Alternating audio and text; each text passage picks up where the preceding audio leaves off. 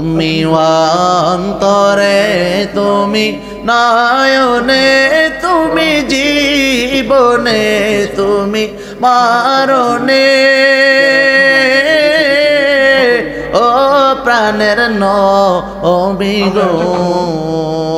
নবীর চাচি এ তাকায় দেখো সমাজের মধ্যে কত এমন পাওয়া যায়, মাটা মরিয়া যাওয়ার পর এমন অনেক চাচির কথা পাওয়া যায়, মার অভাব কখনো বুঝতে দেয় নাই, এমন নেককার চাচি, এমন ভালো চাচি। আচ্ছা বলেন আমাদের সমাজে দেশে আছে না নাই? কিন্তু এই জায়গাটা ব্যতিক্রম হয়। উম্মে জামিল রাসূলের মায়ের ভূমিকা পালন না করে একটা ভিলেনের ভূমিকা পালন করছে, অন্য লেভেলের রাসূলকে কষ্ট দিয়েছে, এত কষ্ট দিয়েছে।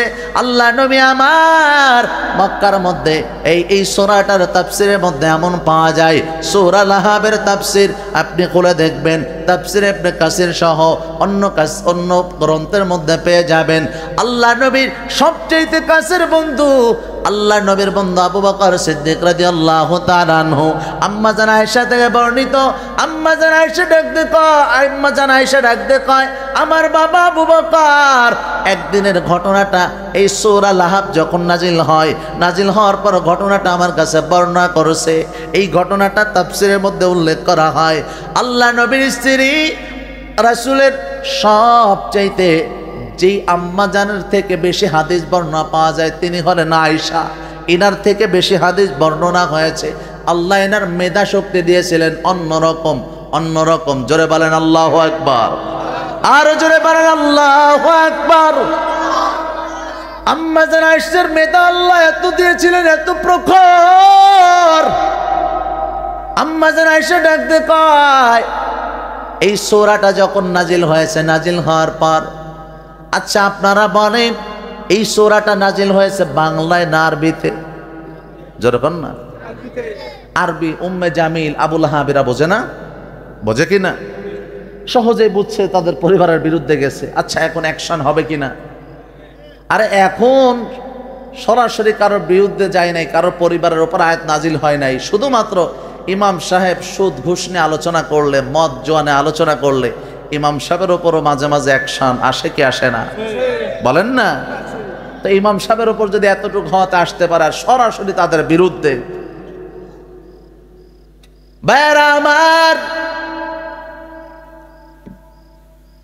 আবু বকর বলেন আমি বসে আছি রাসূলের পাশে, বসার পর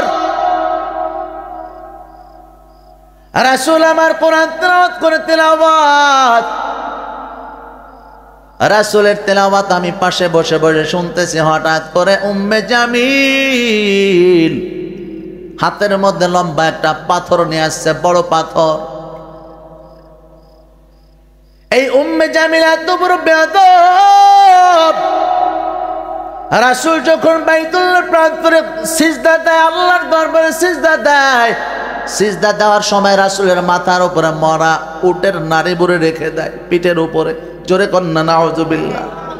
যে গায়ের উপর মশা মাছি পড়া পর্যন্ত হারাম, এই গায়ের মধ্যে এমন নাপাক জিনিস লাগায় দেয়। আরে আল্লাহর পক্ষ থেকে সাথে সাথে তো আযাব আল্লাহ দিতে পারতেন, দেন নাই। কারণ আল্লাহ ছেড়ে দেন, ছাড় দেন না। কথা কন ঠিক কি না? ভাইরা আমার, আবু বকর বলে উম্মে জামিল আসতেছে, আসার পর আমি চিন্তায় পড়ে গেলাম। আর চিন্তা করতেছি না, জানি আমার রাসূলের মাথার উপর পাথর দিয়ে যদি আঘাত করে রাসূল আমার দুনিয়াতে বিদায় হয়ে যাবে। এ মুসলমান ইমানদার, আবু বকর বলে যত কাছে আসতেছে তত পেরেশানিতে পড়ে গেলাম। হঠাৎ করে তাকায় দেখি উম্মে জামিল, রাসূল পাশে বসা উম্মে জামিল এসে আমাকে জিজ্ঞাসা করে, এ আবু বকর মুহাম্মদ কোথায়? অথচ আল্লাহর নবী পাশে বসা উম্মে জামিল চোখে দেখে না। একটা আওয়াজ দিয়ে বলেন না সুবহানাল্লাহ। তুমি অন্তরে, তুমি নয়নে, তুমি জীবনে, তুমি মরণে, ও প্রাণের নবী গো। কথা বলেন ঠিক কিনা? তুমি অন্তরে, তুমি নয়নে, তুমি জীবনে, তুমি মরণে, ও প্রাণের হাবিব গো, একটা আওয়াজ দে বলেন না মারহাবা। মজা আছে না নাই? জোরে বলেন। বের আমার আবু বকর বলে আমি অবাক হয়ে গেলাম, রাসূল পাশে বসে তিলাওয়াত করে তিলাওয়াত। উম্মে জামিল দেখে না, শুনে না, কারণ আল্লাহ নবী আমার সূরা বনি ইসরাইলের 45 নম্বর আয়াত তেলাওয়াত করে। ওয়া ইযা ক্বরাতাল কুরআনা জাআলনা বাইনাকা ওয়া বাইনাল লাযিনা লা ইউমিনুনা বিল আখিরাতি হিজাবাম মাসতুরা। এই কালামে জিন্দা কুরআনে হাকিম, হিকমতে ও লা ইয়াসালাসতু কাদিম, জামিউল ইলমি ফিল কুরআনে হাকিম, তাকাসারাত আন ওয়া আফহামুর রিজালি। বারামার এই আয়াতের মধ্যে আল্লাহ তাআলা ডাক দিয়ে কয়, যারা আখিরাতে বিশ্বাস করে আর যারা আখিরাতে বিশ্বাস করে না, যখন এই ব্যক্তি শত্রুতা পোষণ করে আমার নেক বান্দার সাথে, আমি আল্লাহ পরকালে বিশ্বাসী যারা না, এদের মধ্যে আমি আল্লাহ পর্দা ফেলে দেই, পর্দা টেনে দেই। ও মুসলমান, বুঝে থাকলে বলো, উম্মে জামিলের চোখের মধ্যে, কানের মধ্যে পর্দা টেনে দিয়েছে কে? আর আসতে পারো কে? আল্লাহ তাআলা একদিন কয়, মুসলমান ও ইমানদার, যদি তুমি ঈমান নিয়ে সামনে আগায় যাও, ঈমান নিয়ে সামনে আগায় যাও, আল্লাহ তাআলা বলেন, মুমিন ঈমান নিয়ে সামনে আগায় যাবা, আমি আল্লাহ মুমিনের জন্য সব আসান করে দেব, ঈমানদারের জন্য সব আসান করে দেব। আল্লাহ কোরআনের মধ্যে ডাক দিয়ে কয়, মুমিন যখন সামনে আগায় যায়, মুমিন ঈমানওয়ালা সামনে আগায় যাবে, আমি আল্লাহ অবশ্যই মুমিনকে বিজয় দান করব।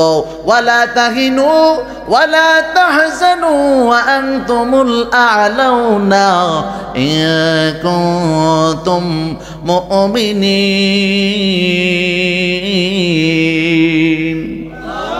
আর জোরে বলেন আল্লাহু আকবার। আতিনা ফি দার দুনিয়ানা হাসান, আতিনা ফি দারে উকবানা হাসান, ইয়া গিয়াসাল মুস্তাগীসিন ইহদিনা লাফতিখারা বিল উলুমি ওয়াল গিনা, কাদরে কুদরতু দারি বার কামাল, আনতা রব্বি আনতা হাসবি যুল জালাল, তুহি কাদের জলিলুল্লাহ জাহাদার, बहर हाले तू ही मेरा निगाहदार। अरे नबीर उम्मतेर दल, ए जुबक पर्दानेर मागो, আল্লাহর নবী আমার বাইতুল্লাহর পাশে বসে বসে তেলাওয়াত করে তেলাওয়াত। রাসূলের তেলাওয়াত আমি অনেক সময় বলে থাকি, আলোচনাটা করি।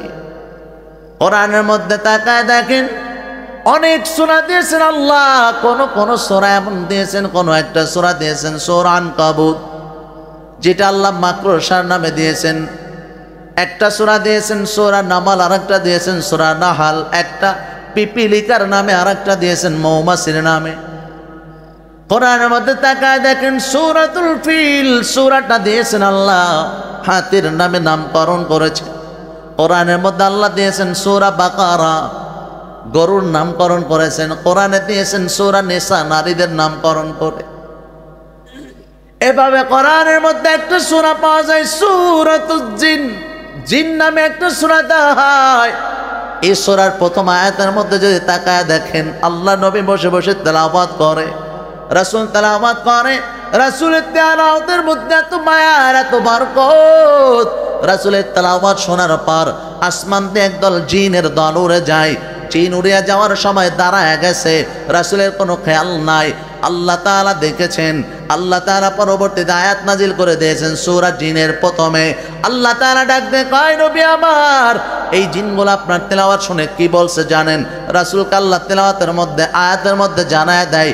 জিনগুলো শোনার পর ডাক দিয়ে কয়, ইন্না সামি'না কুরআনান আজাবা। জোরে কন্না আল্লাহু আকবার। জিনের দলেরা ডাক দিয়ে কয়, আল্লাহ, কেমন এক আজব কোরআন শুনলাম, এটা বড় চমৎকার একটা কোরআন, এটার মতো এমন কিছু তো আগে পরে কখনো শুনি নাই, এটা আরো চমৎকার হয়েছে আল্লাহর নবীর কণ্ঠ থেকে বের হওয়ার কারণে। কথা কন ঠিক কিনা? রাসূলের জবানের মধ্যে এমন মায়া, কিয়ামতের ময়দানে জান্নাতীদেরকে আল্লাহ তাআলা বলবেন, ও জান্নাতীদের দল, এখন তোমাদের সামনে তেলাওয়াত করবে পৃথিবীর সবচেয়ে দুইজন কণ্ঠওয়ালা মানুষ আল্লাহ দিয়েছেন। একজন হলো দাউদ, আর একজন হলো আমার আপনার নবী। আল্লাহু আকবার কোন? আরো জোরে বলেন আল্লাহু আকবার। দাউদ আলাইহিস সালাম তেলাওয়াত করবে, তেলাওয়াত শোনার পর সমস্ত হাসরের ময়দানের জান্নাতেরা হেলবে দুলবে। এরপরে রাসূলকে যখন তেলাওয়াতের জন্য বলা হবে, রাসূল তেলাওয়াত শুরু করবে সূরাত ইয়াসিন। রাসূল তেলাওয়াত শুরু করবে, ইয়াসিন ওয়াল কুরআনিল হাকীম ইন্নাকা লামিনাল মুরসালিন। রাসূল যখন তেলাওয়াত করবে, তেলাওয়াত করার পর দাউদ আলাইহিস সালাম যখন তেলাওয়াত করছে, দাউদ আলাইহিস সালামের তেলাওয়াতের চাইতে 70 গুণ কণ্ঠ আল্লাহ আমার আপনার নবীর জবান থেকে বের করবে। একটা আওয়াজ দিয়ে বলেন না সুবহানাল্লাহ। আমার মরণ কালে আইসো নবী কিনারে, ও প্রাণের হাবিব গো, আমি নয়ন ভরে দেখব শুধু তো ও মারে। কথা কন ঠিক না? আমি নয়ন ভরে দেখব শুধু তো ও মারে। আমায় যখন রাখা হবে অন্ধকার কবরে, তখন যেন চিনি নবী আমি যে তোমারে। তোমার নূরানি চেহারা শুধু দেখব রে, ও প্রাণের হাবিব গো, আমি নয়ন ভরে দেখব শুধু তো ও মারে। আমার মরণ কালে আইসো নবী কিনারে, ও প্রাণের হাবিব গো, আমি নয়ন ভরে দেখব শুধু তো ও মারে। আমি নয়ন ভরে দেখব শুধু তো ও মারে। একটা আওয়াজ দে বলেন না মারহাবা। বেরামার রাসূলের তেলাওয়াত শেষ হওয়ার পর বান্দারা সবাই বলা শুরু করবে, আল্লাহ, এই কণ্ঠ বানানেওয়ালা আপনি আল্লাহ। ও মালিক, কণ্ঠ তো আপনি বানাইছেন, তাহলে যেই মালিক কণ্ঠ বানাইছে ওই মালিকের কণ্ঠটা কত মারাত্মক হবে। আল্লাহু আকবার বলেন। আল্লাহকে বলার পর আল্লাহকে যখন বলবে, মালিক আপনি তেলাওয়াত করেন, শোনান, তেলাওয়াত শোনান। আমার আপনার মালিক তেলাওয়াত শুরু করবে সূরা রহমান। জোরে কোন আল্লাহু আকবার। আর জোরে বলেন আল্লাহু আকবার। মালিক যখন তেলাওয়াত শুরু করবে আর রহমান, আমরা তেলাওয়াত করি আর রহমান আল্লামাল কুরআন। আল্লাহ তেলাওয়াত করবেন আনার রহমান আল্লামাল কুরআন খলাকাল ইনসান। আল্লাহু আকবার। আল্লাহ তেলাওয়াত করবে আমি সেই রহমান, আমি সেই মালিক, আমি সেই আল্লাহ। বান্দা, দুনিয়ার মধ্যে কত নিয়ামত দিয়েছেন। এই সূরার মধ্যে একটা আয়াত বেশি দেখবেন, ফাবি আইয়ি আলা রাব্বিকুমা তুকাযযিবান। কবির ভাষায় নিজে ডাক দিয়ে বলেন, কোনটিকে তুমি করিবে অস্বীকার? এই যে বিশ্বপতির দান। ফাবি আইয়ি আলা রাব্বিকুমা তুকাযযিবান। কোনটিকে আপনি করবেন অস্বীকার? অস্বীকার করার কোনো সুযোগ নাই। আল্লাহ পাক রব্বুল আলামিন হাবিবকে আল্লাহ বড় মারাত্মক কণ্ঠ দিয়েছেন, চেহারার দিয়ে রাসূলকে করেছেন চমৎকার। গোটা পৃথিবীর মধ্যে দুইজন মানুষকে সবচেয়ে সৌন্দর্য দেওয়া হয়, পুরুষদের মধ্যে দুইজন, নারীদের মধ্যে চারজন, সেটা ভিন্ন আলোচনা। পুরুষদের মধ্যে যে দুইজনকে দেওয়া হয়, একজন হলো ইউসুফ আলাইহিস সালাতু ওয়াস সালাম, আর একজন হলো আমার আপনার নবী। জোরে কোন আল্লাহু আকবার। আল্লাহ নবী মেরাজ যাওয়ার পর রাসূল যখন ইউসুফ আলাইহিস সালামকে দেখছেন, এক সুন্দর এসে আর এক সুন্দরের প্রশংসা করে। রাসূল এসে সাহাবা ইকরামকে বলে, সাহাবীরা শোনো, আমার ভাই ইউসুফের চেহারা কত সুন্দর, এটা তোমাদেরকে বয়ান করে শোনাই। সাহাবা ইকরাম ডাক দেখো, ইয়া রাসূলুল্লাহ, হাবিবাল্লাহ, আপনার ভাই ইউসুফের সৌন্দর্য কেমন? আল্লাহ নবী ডাক দে কয়, কেমন যেন আমার আল্লাহ গোটা জগতের সমস্ত সৌন্দর্য আমার ভাই ইউসুফের চেহারার মধ্যে ঢেলে দিয়েছে। জোরে জোরে বলেন না সুবহানাল্লাহ। আমার ভাই ইউসুফের চেহারার মধ্যে ঢেলে দিয়েছে। আম্মা জান আয়েশা, ইউসুফ আলাইহিস সালাম তখন ডাক দেখায়, ভাই মুহাম্মদ। রাসূল নিজেই প্রশংসা করলেন, করার পর ইউসুফ আলাইহিস সালাম ডাক দেখায়, ভাই মুহাম্মদ, আল্লাহ আমাকে আর একটা জিনিসও জানাইছে। তাই কি? সেটা হলো আপনার প্রত্যেকটা উম্মত যারা জান্নাতে হবে, যারা জান্নাতে যাবে, আমার আল্লাহ আপনার প্রত্যেকটা উম্মতকে আমি ইউসুফের মতো চেহারাওয়ালা বানায়া জান্নাতের মেহমান বানায় দিবে। জোরে আওয়াজ দে বলেন না সুবহানাল্লাহ। পাইলে নিরালাই গো নবী, পাইলে নিরালাই, পাইলে নিরালাই গো নবী, পাইলে নিরালাই। দুই কদমে চুমু খাবো, দুই কদমে চুমু খাবো, চরণ দুলি মাখবো গাই। পাইলে নিরালাই গো নবী, পাইলে নিরালাই, পাইলে নিরালাই গো নবী, পাইলে নিরালাই। উম্মতি উম্মতি বলে কাঁদলেন নবী জীবন ভরে। কথা বলেন ঠিক কিনা? উম্মতি উম্মতি বলে কাঁদলেন নবী জীবন ভরে। এখনো কান দেন নবী, এখনো কান দেন নবী, পাপী উম্মতের মায়ায়। পাইলে নিরালাই গো নবী, পাইলে নিরালাই, পাইলে নিরালাই গো নবী, পাইলে নিরালাই। দুই কদমে চুমু খাবো, দুই কদমে চুমু খাবো, চরণ দুলি মাখবো গাই। পাইলে নিরালাই গো নবী, পাইলে নিরালাই, পাইলে নিরালাই গো নবী, পাইলে নিরালাই। সবাই বলেন না মারহাবা।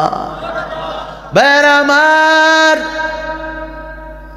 একর পার মুসলমান কো, ও নবীর আশিকের দল।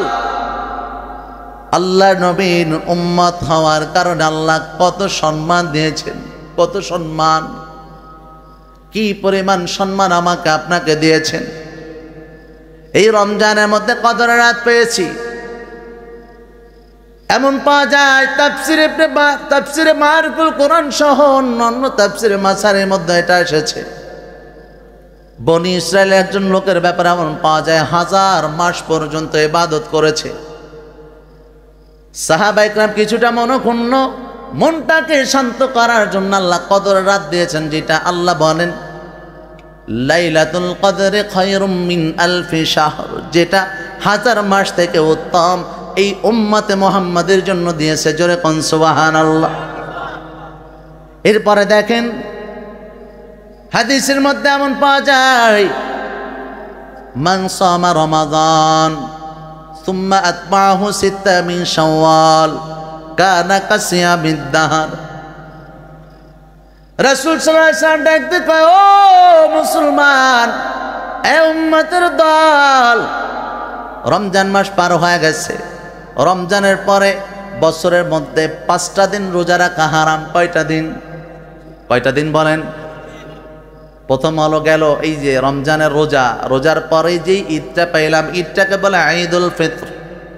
ঈদুল ফিতর যেটা রোজার ঈদ সহজ ভাষায় বুঝি। আর একটা ঈদ রয়েছে, যে ঈদটা হলো ঈদুল আজহা, কোরবানির ঈদ। 2 ঈদের দিন আমার আপনার জন্য রোজা রাখা হারাম। 2টা দিন পাইলাম। আর কোরবানির ঈদের দিনের পরে আরো 3টা দিন, মোট কয়টা দিন? কোরবানির ঈদে পাইলাম 4 দিন, আর এই ঈদে পাইলাম কয় দিন? ঈদের দিনে রোজা রাখা হারাম। পুরো বছর আপনি যদি রোজা রাখেন আল্লাহ খুশি হয়, আপনি যদি খানা না খায় থাকেন খুশি কে হয়? আর যদি আপনি ঈদের দিনের মধ্যে বান্দা রোজা না রাখা বেশি বেশি খানা খায়, আল্লাহ খুশি হয়। আল্লাহু আকবার বলেন। আপনি কখনো খান নাই, আল্লাহ খুশি। ঈদের দিনে না খায় থাকবেন, এটা আল্লাহ খুশি না। বলে না খায় থাইকা আপনি খানা খাবেন, খুশি প্রকাশ করবেন, এজন্য খুশিকে জোরে বলেন।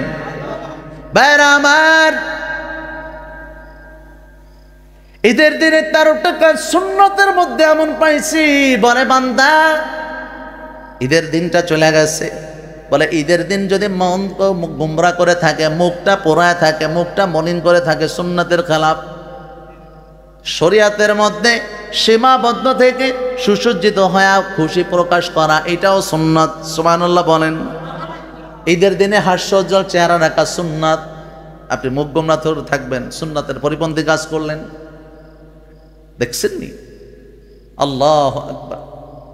আল্লাহর হাবিব ডাকতে কয়, শাওয়াল মাস যখন পাইলাই, যে শাওয়াল মাস চলতেছে, এই যে শাওয়াল মাস চলে, আজকে শাওয়াল মাসের যতটুকু আমার জানা, শাওয়াল মাসের আজকে 5 তারিখ পড়ে গেল, 4 তারিখ চলে গেছে। শাওয়াল মাসের মধ্যে যদি কোনো মানুষ 6টা রোজা রাখে, লাগাতার রাখলো অথবা ছেড়ে ছেড়ে একটা একটা করে রাখলো পুরা এই চাঁদের মাসের মধ্যে, অথবা যদি এমন চিন্তা করলো 2টা রাখলো 2টা ছাড়লো, আবার করে যে কোনোভাবে 6টা রোজা রাখলো, আল্লাহ নবী বলেন এই বান্দার আমল নামে আল্লাহ তাআলা পুরা একটা বছর রোজা রাখার সওয়াব লিখিয়া দেয়। একটা বছর রোজার সওয়াব। কেউ কি নিয়ত করছেন শাওয়াল মাসে রোজা রাখার? নিয়ত করছেন? ইনশাআল্লাহ আল্লাহ কবুল করুক না, আমিন। আমি আপনাদেরকে অনুরোধ করি, দেরি করেন না, সময় চলে গেছে, নিয়ত করে নেন, এখন থেকেই করবেন। কারণ রোজার পরে একটা লম্বা সময় নিয়ে ফেললে আবার দেখবেন ক্লান্তি ধরে ফেলছে, শয়তানের ওয়াসওয়াসায় পড়ে গেছেন। এই জন্য খেয়াল করবেন কি, এই যে সময়টা আছে লাগাতার রাখা শুরু করে দেন। 6টা দিন 6টা রোজা রাখা যাবে না ইনশাআল্লাহ? এক যুবক একদিন জিজ্ঞাসা করতেছে, হুজুর যদি কোনো মানুষ রোজা অবস্থায় মারা যায় কি হবে, তার ব্যাপারে কি পাওয়া যায়? বলে শহীদি মৃত্যু। আর শহীদি মৃত্যু যদি কারো হয় জান্নাতি। এখন যুবক বলতে, হুজুর আমি তো শাওয়াল মাসে 6টা রোজা রেখেছিলাম, তাহলে পূর্ণ বছর রোজা রাখার সওয়াব, তার মানে আমি এখনো রোজা অবস্থায় আছি, আর এই অবস্থায় যদি মারা যায় আল্লাহ আমাকে জান্নাত দিয়ে দেবেন। সুবহানাল্লাহ বল। আমি বললাম কথা তো তার যুক্তি আছে। কথা কি আছে? যুক্তি আছে, চমৎকার কথা। একদম যুবক জেনারেল শিক্ষিত, সে যদি এই আশা রাখতে পারে, ও মুসলমান, সে যদি আশা রাখতে পারে, সাধারণ একটা যুবক, আমি আপনি আশা রাখতে পারি কি পারি না? বলো জোরে বলেন, পারি কি পারি না? আল্লাহ কবুল করুক, বলেন না আমিন। ভাইরা আমার,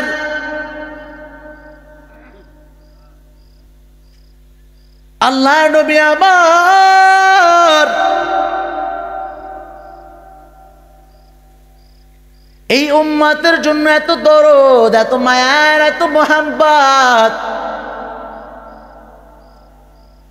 বিগত দিনে আপনাদের এখানে আলোচনা করেছি, আমি তো শেষ মুহূর্তে উঠেছি, যার কারণে লম্বা সময় আলোচনা করেছি। আর যেহেতু আজকে আপনাদের এখানে উপস্থিত হয়েছেন হযরত মাওলানা নাসিরউদ্দিন যুক্তিবাদী সাহেব দামাত বারাকাতুহুম, আল্লাহ ওনার হায়াতের মধ্যে বরকত দান করুক, আমিন।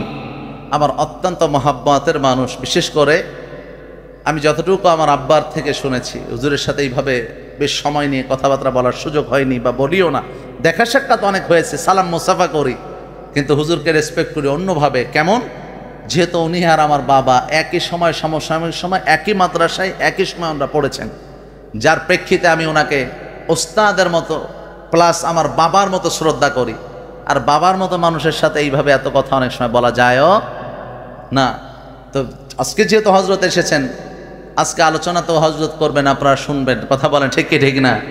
আজকে শুনবেন। এই জন্য আমার সময় সীমার, যেহেতু হজরত আসবেন বিদায়, বিগত বছরের মতো লম্বা সময় না, এই জন্য আলোচনা যেভাবে যতটুকু গোছগাছ করার চেষ্টা করছি, ছিটে পোটা আলোচনা করছি, এই ছড়ানো ছিটানো বিক্ষিপ্ত আলোচনাকে আল্লাহ আমাদের জন্য কবুল করুক, বলেন আমিন। ভাইরা আমার, আল্লাহ নবী আমার ওয়াফাতের সময়, আল্লাহ নবী যখন দুনিয়াতে বিদায় নেন, ইন্তেকাল যখন রাসূলের হয়, আম্মা জান আয়েশার কোলের মধ্যে এক মুহূর্তে আমার আপনার প্রতি কত দরদ রাসূলের সংক্ষিপ্তভাবে আলোচনা করে শেষ করে দিচ্ছি অল্প সময়। চাইলে এই আলোচনাটাকে লম্বা সময় নেওয়া যায়, আবার চাইলে 5 মিনিটও শেষ করতে পারি। আপনারা একটু খেয়াল করবেন, যদি 5 মিনিটে করতে হয় এটাকে একটু অন্যভাবে আপনাদেরকে বুঝতে হবে। আল্লাহ নবী আমার আম্মা জান আয়েশার কোলের মধ্যে মাথা, হঠাৎ করে দরজার মধ্যে টাক টাক আওয়াজ। রাসূল যখন জিজ্ঞাসা করলেন, রাসূলকে সালাম দিলেন, আসসালামু আলাইকুম ইয়া রাসূলুল্লাহ ইয়া হাবিবাল্লাহ। রাসূল জিজ্ঞাসা করলেন, মান আনতা? বলে আনা আজরাইল। আল্লাহ নবীকে বলেন, রাসূল আমি আজরাইল। আল্লাহ নবী বলে, আজরাইল কি চাও? অনুমতি চাই। অনুমতি নিয়ে ঘরের মধ্যে প্রবেশ করছে। ঘরের মধ্যে প্রবেশ করার পর আল্লাহ নবীকে ডাক দিয়ে বলে, ইয়া রাসূলুল্লাহ হাবিবাল্লাহ, জিন্দেগিতে কারো কাছে অনুমতি নেওয়া লাগে নাই, আজকে সর্বপ্রথম আল্লাহ তাআলা আমাকে জানা দাও আজরাইল, অনুমতি না নিয়ে প্রবেশ করা যাবে না। একটা আওয়াজ দিয়ে বলেন আল্লাহু আকবার। অনুমতি না নিয়ে প্রবেশ করবে না আজরাইল। অনুমতি না প্রবেশ করার পর আজরাইল ডাক দিয়ে কয়, ইয়া রাসূলুল্লাহ হাবিবাল্লাহ, আপনি যদি যেতে চান নেওয়া হবে, যদি যেতে না চান আপনাকে নেওয়া হবে না। আপনি যেতে চাইলে আপনাকে নেওয়া হবে। আল্লাহ নবী আমার ডাক দিয়ে আজরাইল, দুনিয়ার মায়া তো আমাকে ছেড়ে যেতে মনে চাই না। এখন একটা প্রশ্ন আসতে পারে, হুজুর আল্লাহ নবী নিজে বলছেন হুব্বুদ দুনিয়া রাসূলুল্লাহ খাতিয়া, দুনিয়ার মোহাব্বত সমস্ত গুনাহের মূল, তাহলে আল্লাহ নবী কেন বললেন দুনিয়ার মায়া ছেড়ে যেতে মনে চাই না? ভাইরা আমার, আল্লাহ নবী আমার দুনিয়ার মায়া মোহাব্বত তারা বুঝাইছে উম্মতের মায়া, উম্মতের মোহাব্বত। জোরে বলেন আল্লাহু আকবার। উম্মতের প্রতি এত মায়া, এত মোহাব্বত। আল্লাহ নবী আমার জিব্রাইল পাশে দাঁড়ায় আছে, জিব্রাইলের চোখ দিয়ে পানি বের হয়। আল্লাহ নবী জিজ্ঞাসা করে, জিব্রাইল কান্নার কারণ কি? বলে, ইয়া রাসূলুল্লাহ, আজ থেকে আর কখনো ওহী নিয়ে আসা লাগবে না, আজ থেকে আর আপনার সাথে কোনো সাক্ষাৎ হবে না। আপনি যখন জন্ম লাভ করেন, আমাকে আমার আল্লাহ আপনার জন্য বডিগার্ড হিসাবে নিযুক্ত করে দেয়। 2 নাম্বার, মিকাইল আলাইহিস সালাম যখন আপনি সাবাল্যক হন, তখন আপনার জন্য আরেকটা বডিগার্ড নিযুক্ত করা হয়, মিকাইল আলাইহিস সালাম। আল্লাহ নবী আমার ওয়াফাতের শেষ মুহূর্তে আজরাইল জিব্রাইল পাশে দাঁড়ায় আছে। জিব্রাইলকে জিজ্ঞাসা করে, জিব্রাইল আমার মালিককে কেমন হালাতে দেখেছো? জিব্রাইল আমি ডাক দেখে, ইয়া রাসূলুল্লাহ হাবিবাল্লাহ, আপনার মালিক আপনার সাক্ষাতের অপেক্ষায়। জোরে কন্যা সুবহানাল্লাহ। আল্লাহ নবী বললেন, তাহলে আমিও তৈয়ার, তবে আমাকে জানায় দাও আমার আল্লাহ আমি চলে যাওয়ার পর আমার উম্মতের হালাত কি হবে। এতদিন এই উম্মতের জিম্মাদারি আমার উপরে ছিল, আমার পর আমার উম্মতের জিম্মাদারি কি হবে, কি হালাত হবে। জিব্রাইল আমিন গেলেন, আবার চলে আসলেন, এসে ডাক দেখায়, নবী আমার আপনার আল্লাহ ওয়াদা করেছে আপনি চলে যাওয়ার পর আপনার এই উম্মতের জিম্মাদারি স্বয়ং আল্লাহ নিজে হাতে নিয়ে নিছে। ও নবী আমার, আপনি চলে যাওয়ার পর আপনার উম্মতকে আপনার আল্লাহ ধ্বংস করবে না, গুনার কারণে একবারে ধ্বংস করে দেবে না, তওবা করার সুযোগ দেবে, তওবা করবে, তওবা করার পর আবার ফিরে আসবে, আল্লাহ ক্ষমা করে দেবে। ভাইরা আমার, এ মুসলমান ইমানদার, আল্লাহর নবী আমার একদম শেষ মুহূর্তে রাসূল শুয়ে আছেন। আজরাইল আলাইহিস সালামকে অনুমতি দেওয়া হলো। অনুমতি দেওয়ার পর বুকের মধ্যে যখন হাতটা রাখছে, বুকের মধ্যে হাত রাখার পর বুকের মধ্যে হাত রেখা রাসূলকে ডাকতে বলে, রাসূল এর চাইতে সহজ আর আসান ভাবে কারো জান কবজ করা হয়নি। সবচাইতে আসান আর সবচাইতে সহজ ভাবে আল্লাহ অর্ডার করেছেন। আল্লাহ রাসূলের বুকের উপরে হাতটা রাখছে। বুকের উপর হাত রেখা যখন রাসূলকে জিজ্ঞাসা করলেন, রাসূল বলেন, কেমন যেন উহুদ পাহাড়টা বুকের মধ্যে চাপায় দেওয়া হয়েছে। জীবিত পশু। আল্লাহ বুঝদান করুক, আমিন। এক মুরব্বী নিষেধও করছো, বোঝে নাই, এখন তো ওইটাই বলতে হবে, বুঝছে না, নতুন নতুন কথা ঠিক না, নতুন বুঝছে না। আল্লাহ বুঝদান করুক, আমিন। আম্মা জান আয়েশা যখন ইন্না লিল্লাহির আওয়াজ দিছে দেওয়ার পর সাহাবায়ে কেরাম ইন্না লিল্লাহির আওয়াজ, এই আওয়াজটা যখন উঠছে, একজন সাহাবী তো বড় গরম সাহাবী, ওমর নাম কি, জোরে বলেন নাকি? লাউ কানা বাদি নাবিয়্যান লাকানা ওমর। আল্লাহ নবী বলেন, যদি আমার পরে কোনো নবী আসতো তাহলে আমার পরে নবী বানানো হইতো আমার সাহাবী ওমরকে। জোরে কোন আল্লাহু আকবার। কারণ ওমরের মিজাজ বড় গরম, ওমরের মিজাজ নবুয়তি মিজাজ। ওমরের মনের চাহাত অনুযায়ী আল্লাহ কোরআনে একাধিক আয়াত নাজিল করেছেন। চিন্তা করেছেন? আল্লাহু আকবার বলেন। এই ওমর কিন্তু এই যে কিছুদিন আগে তো চলে গেল, রমজান মাস চলে গেল, এই রমজানের তারাবি নিয়েও ঝামেলা আছে না নাই? জোরে বলেন, আছে না নাই? কেউ বলে 20, কেউ বলে 8, আসেনি। তবে সঠিক কোনটা? কেন 20 মানবো? হ্যাঁ, এখন কয় মোটেও নাই, কি আর বলবো কন? শেখ আব্দুর রাজ্জাক বিন ইউসুফ ওনাকে জিজ্ঞাসা করলো, 20 রাকাত তারাবি ওমর রাদিয়াল্লাহু তাআলা আনহু চালু করে এটাকে বেদাত করেছে? উনি বলে, হ্যাঁ ওমরও বেদাত করেছে। বলেন নাউজুবিল্লাহ। আরে জোরে বলেন না নাউজুবিল্লাহ। কথায় এসে গেল, আমি বলে ফেললাম। এটা তো যদি এখনো এই বিষয়টা আমি আগামীর জন্য আপনাদেরকে বলে যাচ্ছি, খুব সতর্ক থাকবেন। সুপরিকল্পিত বলা তো যায় না, তারপরও বলছি, সুপরিসরে পরিকল্পিতভাবে আমাদেরকে, মুসলমানদেরকে ইসলাম থেকে বের করার জন্য। আপনি বলবেন যে হুজুর, ইহুদিরা, এই আলেম যারা বসে এরা তো দালাল, বুঝলাম, এরা ইহুদিদের এজেন্ট, কিন্তু আলেম হয়ে তারপরে এই কাজগুলো তারা করতেছে, এটা কেমনে, কিভাবে সম্ভব? আমি আপনাকে বোঝাই। সুলতান সালাউদ্দিন আইয়ুবীর কথা এমন পাওয়া যায়, 3000-এর বেশি শুধু ইমামকে জবাই করেছে যারা ইহুদিদের দালাল ছিল। নাউজুবিল্লাহ বলেন। আপনি বলবেন হুজুর, তাহলে এখানে যারা বসেছে, এমন অনেক সময় পাওয়া গেছে যে ইহুদিদের কিছু এজেন্টাদেরকে বের করতে সক্ষম হয়েছে, মাদ্রাসার মধ্যে পড়াশোনা করতেছে, ঢুকাই দিয়েছে পড়ার জন্য। মাকসাদ হলো কি, এখানে যে বসে বসে আলোচনা করলাম, মন গড়া ফতোয়া দিলাম, কিছুদিন যাওয়ার পরে তো সবার মধ্যে বাংলাদেশের অবস্থা তো জানেনি। একজন ভাইরাল হতে পারলে তার ভক্তবৃন্দ আছে না নাই? আছে না নাই? এই ভক্তবৃন্দ হওয়ার পর মনে করেন ইসলামের সব মানলেন, একটা বিষয় আপনি মানলেন না, আপনার ঈমান থাকবে? বলেন না থাকবে? সব বিষয় আপনাকে মানাবে। ওই হুজুর এখানে বসে আপনাকে একটা বিষয় এলোমেলো করে বলবে, আপনি চিন্তা করবেন এই সবগুলো আমার শায়েখ যখন এভাবে বলছে আর বাকিগুলো যখন ঠিক বলছে, এটা মনে হয় আমার শায়েখ সঠিক বলছে। আরে বোকার দল, তোমার শায়েখ এই একটা দিয়েই তোমার ঈমানটাকে হরণ করে তোমাকে জাহান্নামের আসামি বানিয়েছে। কথা বলো ঠিক কিনা? প্রতিদিন আমার আপনার জন্য ফরজ নামাজ কয় রাকাত? যেটা বলেন না, প্রতিদিন কত রাকাত জানেন? 17 রাকাত। কত রাকাত? এখানেও কয় ভাগ হয়েছে, কেউ কয় 12, কেউ কয় 2, কেউ কয় 20। আসেন, ফজরের কত? জোহরের 4। কত হলো? আসরের কত হলো?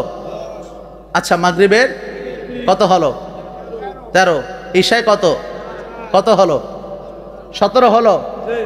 এবার বেতের নামাজ কয় রাকাত? কত হলো? 17 আর 3 কত? বলে যে প্রতিদিন একটা মুসলমানের জন্য বাধ্যতামূলক 20 রাকাত, আর এই 20 রাকাতে ঠিক রাখার জন্য রমজানে তারাবিটাকেও তোমরা পড়ো 20 রাকাত। কথা বুঝছেন নি? ওমর রাদিয়াল্লাহু তাআলা আনহু ইনার মতো একজন যুক্তিবিদ আর ইনার মতো একজন মেধাশীল মানুষ, তার ব্যাপারেও বলে যে ইনিও বেদাত করেছে। নাউযুবিল্লাহি মিন যালিক। অথচ রাসূল বলেন, কুল্লু বিদআতিন দালালা ওয়া কুল্লু দালালাতিন ফিন্নার। এই প্রত্যেকটা বিদআত গুমরাহির কারণ, আর যারাই গোমরা তারাই জাহান্নামী। বলেন নাউযুবিল্লাহ। তাহলে আপনি ওমরকে বেদাতি বলে আপনি কি প্রমাণ করলেন? ওমর রাদিয়াল্লাহু তাআলা আনহুকে জাহান্নামের আসামি বলে আপনি সাব্যস্ত করলেন। আরে মিয়া, আপনি কথা বললেন, আপনি কোথাকার কে? সাহাবা ইকরামকে যদি হকের মাপকাঠি আপনি মানতে না পারেন, তাহলে আমি কিসের সত্যের মাপকাঠি যে আমার কথা আপনারা মানবেন? কথা বলেন ঠিক কিনা? মেধাটাকে পরিষ্কার করেন, মেধাটাকে পরিষ্কার করেন। রাসূল বলেন নবুয়াত ওয়ালা মেজাজ। বুখারীর মধ্যে এসেছে রাসূল সাল্লাল্লাহু আলাইহি ওয়াসাল্লাম আল্লাহ রাসূলকে কাশফ চোখ দিয়েছিলেন, উনি অলৌকিক বিষয়গুলো কি দেখতেন। রাসূল বের হয়েছেন, সামনে তাকায় দেখে শয়তান দাঁড়ায় আছে। শয়তান, রাসূল সাল্লাল্লাহু আলাইহি ওয়াসাল্লাম ইবলিসকে দেখে সামনে আগায় গেছেন, জিজ্ঞাসা করবে কই যায় কিভাবে, রাসূল জিজ্ঞাসা করবেন। হঠাৎ করে কাছাকাছি যাওয়ার আগ মুহূর্তে দেখে শয়তান রাস্তা পাল্টায় দিচ্ছে। আল্লাহু আকবার বলেন, জোরে বলেন আল্লাহু আকবার। রাসূল চিন্তা করেন আমি তো আর এত গরম মানুষ না যে শয়তান রাস্তা পাল্টায় দিবে। রাসূল বলেন পিছনে তাকায় দেখে ওমর মসজিদ থেকে বের হয়। জোরে বলেন আল্লাহু আকবার। ওমরকে দেখলে শয়তান পর্যন্ত রাস্তা পাল্টায় দেয়। সুতরাং আল্লাহ বলেছেন কিয়ামত পর্যন্ত আর কখনো নবী আসবে, কিন্তু আল্লাহ এটা তো বলেন নাই যে কিয়ামত পর্যন্ত আমি আর কোনো ওমর দিব না। কথা বলে ঠিক কি ঠিক না? কিয়ামত পর্যন্ত আল্লাহ আর কোনো আবু বকর দিবেন না, এটা বলেন নাই। সুতরাং আল্লাহর কাছে দোয়া করে আল্লাহ এমন একজন ওমরের ব্যবস্থা করে দেন যেন পুরা রাষ্ট্রটা, পুরা সমাজটা, সমাজের মধ্যে যত শয়তানের চালাপালা আছে, তখন যেমন ওমরকে দেখে রাস্তা পাল্টায় দিচ্ছে, এমন একজন ওমরকে আপনি আমাদের জন্য নিযুক্ত করে দেন, যাতে করে সমস্ত শয়তান আর শয়তানের চালাপালা যারা আছে সবাই পথ পাল্টায় দিতে বাধ্য হয়। কথা বলে ঠিক কি ঠিক না? আল্লাহর কাছে দোয়া করবেন, আল্লাহ কবুল করেন। ফিলিস্তিনের যে হালাতের অবস্থা, কোনটা বলবো আর কোনটা ছাড়বো বুঝছি না। 17 রমজানে তাদের উপরে যে আক্রমণটা করেছে, কি বুঝিয়েছে জানেন? ফিলিস্তিনের ছোট ছোট বাচ্চারা আর ইফতার সামনে নিয়ে বসে আছে। আপনি ঈদ করেছি, এক লোকমা খাবারের জন্য তারা কান্না করতেছে, এক লোকমা খাবারের জন্য কান্না করতেছে। আমাকে আপনাকে যদি আল্লাহ জিজ্ঞাসা করে কি জবাব দিবেন আপনি? 17 রমজান আল্লাহ বদরের যুদ্ধে মুসলমানদেরকে বিজয় দিয়েছিলেন। জোরে কোন সুবহানাল্লাহ। ওই 17 রমজানটাকে টার্গেট করে মুসলমানদের উপর তারা আক্রমণ করেছে। আপনারা সকলে জানেন ইতিহাস, রাসূলের সাথে কাফেররা চুক্তিবদ্ধ করে হয়েছিল। চুক্তিটা ভঙ্গ করার পর আল্লাহ মক্কার বিজয় দান করেছিলেন। কথা বলেন ঠিক কি ঠিক না? আর আওয়াজ দিয়ে বলতে হবে ঠিক কি ঠিক না? মুসলমান সেই মালিক এখনো আছে না নাই?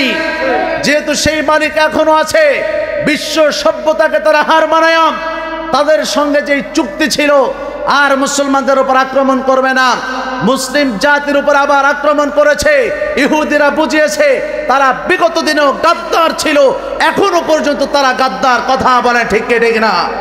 সুতরাং তারা যে চুক্তিটা ভঙ্গ করেছে, আমরা সেই মালিককে চিনি যেই মালিক মক্কার বিজয় দান করেছেন।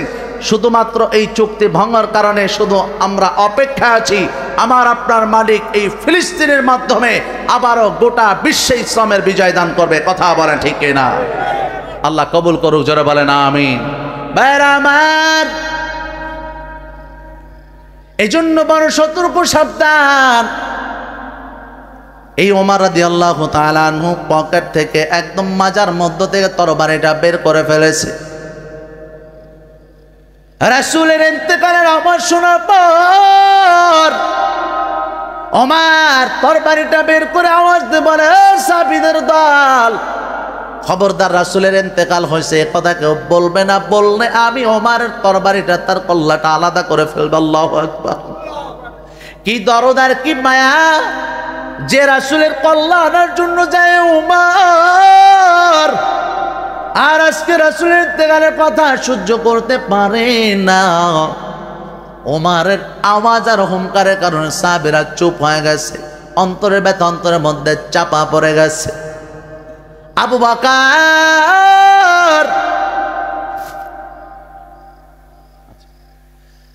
বকর পরবর্তী সময় হাদিসের মধ্যে পাওয়া যায় আবু বকর এখানে উপস্থিত ছিলেন না। কেন? আবু বকর যদি এই জায়গায় উপস্থিত থাকতো, কলিজাটা ফাটিয়া আবু বকর মারা যাইতো, কলিজা ফাটিয়া মারা যাইতো। এই আবু বকর এখানে ছিলেন না। ওমর রাদিয়াল্লাহু তাআলা আনহুর ঘাড়ের মধ্যে হাতটা দিয়া আবু বকর তেলাওয়াত শুরু করেছে, ওমা মুহাম্মাদুন ইল্লার রাসূল কদ খালাত মিন ক্বাবলিহির রাসূল আফা ইম্মাতা আও কুতিলা ইনকালাবতুম। এই যে আয়াতটা তেলাওয়াত শুরু করছে, তেলাওয়াত করার পর আল্লাহ নবীর ব্যাপারে আল্লাহ তাআলা ডাকতে কয়, এ মুসলমান ইমানদারেরা শুনো, মুহাম্মদ তো একজন নবী মাত্র, তিনি তো একজন রসুল। বিগত দিনেও নবীরা আসছে, তারাও চলে গেছে। আফা ইম্মাতা, যদি মারা যায়, আও কুতিলা কলাবতুম, অথবা তাকে হত্যা করে ফেলা হয়। মুহাম্মদ যদি মারা যায় অথবা হত্যা করা হয়, কার কথা? আওয়াজ দিয়ে বলেন কার কথা? আল্লাহ তাআলা ডাকতে কয়, যদি মারা যায় বা হত্যা করা হয়, তোমরা কি ফিরে যাবা? অন্যদিকে আবার ঘুরিয়া যাবা? সাহাবা ইকরামের মধ্যে যখন এই কথাটা প্রকাশ করলো, ওমর যখন তার গাড়ির মধ্যে হাতটা রাখছে, বলে এক মুহূর্ত দাঁড়ায় থাকতে পারে, তরবারির দম করে পড়ে গেছে, জমিনের মধ্যে নিজেও পড়ে গেছে। রাসূলের ইন্তেকালের কথা সহ্য করতে পারে না। ভাইরা আমার, অথচ আজকে তাকায় দেখো, তোমার আমার মধ্যে রাসূলের আদর্শের কোনো গন্ধ নাই। নিজেকে রাসূলের আদর্শ, রাসূলকে আদর্শের উম্মত হিসেবে এখনো বানাইতে পারি নাই।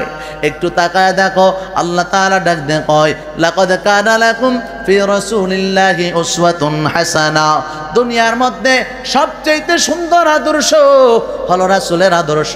রাসূলের আদর্শের মধ্যে রয়েছে তোমাদের জন্য উত্তম নমুনা। অথচ আজকে তাকায় দেখো, তোমার চেহারার মধ্যে তাকাইলে পাওয়া যায় ইহুদিদের আচরণ, ইহুদিদের আখলাক। আজকে তোমার মধ্যে তাকালে খুঁজে পাওয়া যায় বিভিন্ন নায়ক নায়িকার আদর্শ, বিভিন্ন গায়ক গায়িকার আদর্শ, বিভিন্ন ইহুদিদের আদর্শ, খেলোয়াড়দের আদর্শ। একটাবার চিন্তা করো নাই, আল্লাহ তাআলা যে রাসূলের ব্যাপারে বলেন, রাসূল তো নিজে আবার ডাক দিয়ে বলেছেন, মান তাশাব্বা বিকওমিন ফাহুয়া মিনহুম। যেই কওমের সাথে তোমার সাদৃশ্যতা হয়ে যাবে, যেই কওমের সাথে তোমার মিল হয়ে যাবে, তার সাথে তোমার হাসর নাসর হবে। এখন তাকায় দেখো, চেহারার মধ্যে যদি পাওয়া যায় তোমার বিভিন্ন খেলোয়াড়দের চেহারা, খেলোয়াড়দের আখলাক সুরত যদি পাওয়া যায়, রাসূলের আদর্শ যদি না পাওয়া যায়, শরীরের মধ্যে যদি আদর্শ না পাওয়া যায়, তাহলে ওই দলগুলোর সাথে জাহান্নামী হয়ে যাবা। আর যদি চেহারার মধ্যে, নিজের চরিত্রের মধ্যে, নিজের লেবাসের মধ্যে, চলার মধ্যে রাসূলের আদর্শ তুমি বানায় নাও, যেই রাসূলের ব্যাপারে আল্লাহ তাআলা ডাক দিয়ে কয়, ওয়া ইন্নাকা লাআলা খুলুকিন আযীম। আল্লাহু আকবার। আল্লাহ তাআলা ডাক দিয়ে কয়, আমার রাসূলের আদর্শ বড় বড় আদর্শ, চমৎকার। রাসূলের চরিত্র এত বিশাল, এত বড় আদর্শওয়ালা, দুনিয়ার মধ্যে আল্লাহর কাউকে পাঠাই নাই। আমরা অনেক সময় বলে থাকি অমুক ভাইয়ের চরিত্র ফুলের মতো পবিত্র, কিন্তু আল্লাহর নবী, এইটা তো আমরা নিজেরা স্লোগান দেই। আর আল্লাহ তাআলা নিজের হাবিবের ব্যাপারে আল্লাহ নিজে কোরআনের মধ্যে স্লোগান দিয়েছেন, জোরে বলেন না আল্লাহু আকবার। ভাইরা আমার, রাসূলের প্রতি মহব্বত বাড়াও রে যুবক। রাসূলের মহব্বত নিয়ে জীবনটাকে আগাও। দুনিয়ার মধ্যেও শান্তি, আখিরাতের মধ্যেও শান্তি দান করবেন কে? দুনিয়ার মধ্যে সম্মান, আখিরাতেও সম্মান দান করবেন কে? এ মুসলমান ইমানদার, এই জন্য রাসূলের আদর্শ নিয়ে চলো, রাসূলের মহব্বত নিয়ে চলো। আল্লাহ তাআলা বলেন, এ বান্দা আমাকে ভালোবাসতে চাও? কার কথা বলছেন? আল্লাহ নিজের কথা বলেন। কার কথা? আল্লাহ নিজের কথা বলেন, আমারে ভালোবাসতে চাও, এই আমার রাসূলকে মহব্বত করো, রাসূলের সুন্নাত মাইনা নাও। রাসূলের যখন ভালোবাসলে, রাসূলের সুন্নাত মাইনা নাও, রাসূলের ভালোবাসা শুরু হয়ে গেল। আর রাসূলকে যখন ভালোবাসছো, আল্লাহ তাআলা নিজে ডাক দে কয়, আমি আল্লাহ নিজেই ঘোষণা দিলাম, আমি আল্লাহ নিজেই তোমাকে ভালোবাসি। জোরে কোন সুবহানাল্লাহ। আল্লাহ নিজেই ঘোষণা দেয়, আমি তোমাকে ভালোবাসা শুরু করব। জোরে বলেন আল্লাহু আকবার। আর জোরে বলেন আল্লাহু আকবার। সুতরাং আপনার মহব্বত, আমার আপনার মহব্বত থাকবে রাসূলের প্রতি। আল্লাহ বলেন, আমি নিজেই তোমাদেরকে ভালোবাসা শুরু করব। সুবহানাল্লাহ। যে আলোচনাগুলো করলাম, অনেক ছড়ানো ছিটানো বিক্ষিপ্ত আলোচনা করেছি। আল্লাহ আমাকে এবং আপনাদের সকলকে মেনে চলার তৌফিক দান করুক। আমিন। আখির দাওয়ানা আলহামদুলিল্লাহি রাব্বিল আলামিন। আসসালামু আলাইকুম ওয়া রাহমাতুল্লাহি ওয়া বারাকাতুহু। আলহামদুলিল্লাহ, আলহামদুলিল্লাহি রাব্বিল আলামিন। এতক্ষণ আমরা কোরআন ও হাদিসের আলোকে গুরুত্বপূর্ণ আলোচনা শুনতেছিলাম। সম্মানিত হাজিরিন, যারা এখন আমরা এদিক ওদিক রয়েছি, সকলেই মাহফিলের প্যান্ডেলের মধ্যে চলে আসি। আমরা এতক্ষণ যে মেহমান